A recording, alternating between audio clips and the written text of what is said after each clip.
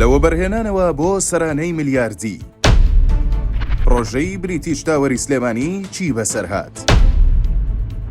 لەم بارەدۆخە سەخت و پڕکێشە ئابووریەی ئێستای هەرێمی کوردستاندا کە حکوومەتی هەرێم هەموو هەوڵی بۆ هێنان و پاراستنی سەرمایە گوزارانە لە سلێمانی و بەدەستی قوبات تاڵەبانی و کەسانی نزیکی سەرانە وەرگرتنی ملیاردی و داواکردنی پشکی گەورە لە پرۆژەکاندا ڕۆژی ڕووناکی لە سەرمایەداران ڕەش کردووە.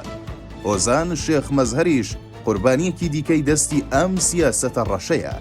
هۆزان شێخ مەزهەر کوڕی کەسایەتی ناسرا و شێخ مەزهەر کاکی هیرانی و کارمەندی پێشووی نووسینگەی شێخ جەعفەر شێخ مستەفا دەستی کردبوو بە دروستکردنی پرۆژەی بریتیش تاوەر لە شاری سلێمانی.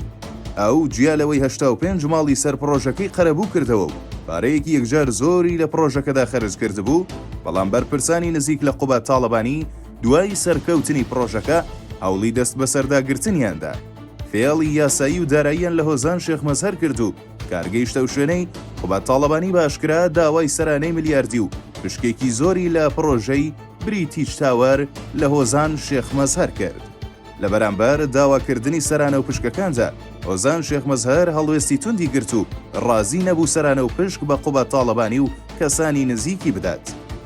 دوای چەندین ناکۆکی و هەڕەشە و گرفتی گەورە دەرەنجامی ئەم کێشەیە بووە هۆی دەرکردنی هۆزان شێخ مەزهەر لە شاری سلێمانی و دەست بەسەرداگرتنی مڵکەکانی. لە ئێستادا ئیتر پرۆژەی بریتیش تاوەر بە تەواوی دەستی بەسەرداگیراوە و بەرهێنەرە ڕاستەقینەکەش بێبەشکراوە لە مافەکانی.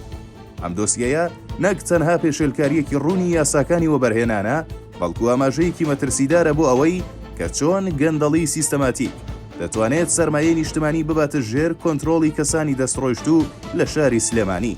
ئەم ڕەفتارانە متمانەی وەبەرهێنەران لەو شارە بەرەو سەفر دەبات و ژینگەی ئابووری سلێمانی بەرەو داڕمان دەبات.